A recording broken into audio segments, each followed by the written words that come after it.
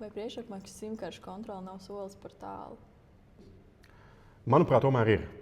No vienas puses, iekšlietu ministrija un valsts policija vēlās cīnīties ar telefonu krāpniecību, vēlās samazināt resursus, kas ir jāvelta arī starptautiskiem noziegumiem šajā jomā.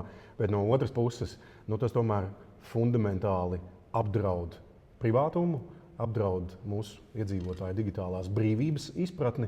Un arī empiriskie pierādījumi liecina, ka šāda veida priekšapmaksas simkaršu, anonīmo simkaršu aizliekšana, viņi tomēr nenoved pie šāda veida krāpniecības mazināšanās. Līdz ar to šeit ir sabiedrībā jāatrod pareizs līdzsvars. Es domāju, ir citi veidi, kā cīnīties ar telefonu krāpniecību, bet vienlaikus ir jānostiprina digitālā brīvība kā cilvēka pamattiesība un arī kā viens no mūsu konkurētspējas elementiem.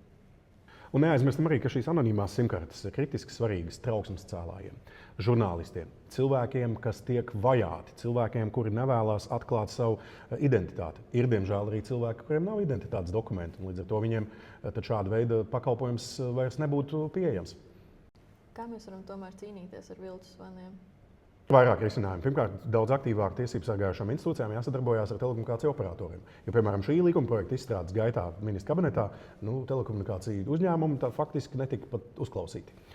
Ir jānodrošina arī starptautiskā sadarbība. Skaidrs, ka šis ir arī starptautisks bizness, šāda veida telefona krāpniecība ar viltus zvaniem. Tā nav, mēs neesam insulēta sala, jāstrādā ar mūsu partneriem Eiropā un citur pasaulē. Tad, protams, ir aktīvi arī operatoriem jāpopularizē aplikācijas, kas palīdz filtrēt dažādus zvanus. Ir liels pasaulē pieejams datubāzes, kur daļa šāda veida krāpnieku telefonu numuru jau ir iekļautas. Tas palīdz cilvēkiem vismaz savos telefonos iestatīt jau pirmo filtru. Tālāk tas ir aktīvs darbs, sadarbībā ar partneriem, iesaistot arī nozari, lai pret šo krāpniecību cīnītos. Cīnīties ar aizliegumu, aizliegt cilvēkiem šādas anonīmas priekšapmaksas kartes, tas tomēr ir pārspīlējums, kurš atkal apdraud mūsu privātumu, apdraud mūsu digitālo brīvību un padara mūs arī mazāk konkurētspējīgus.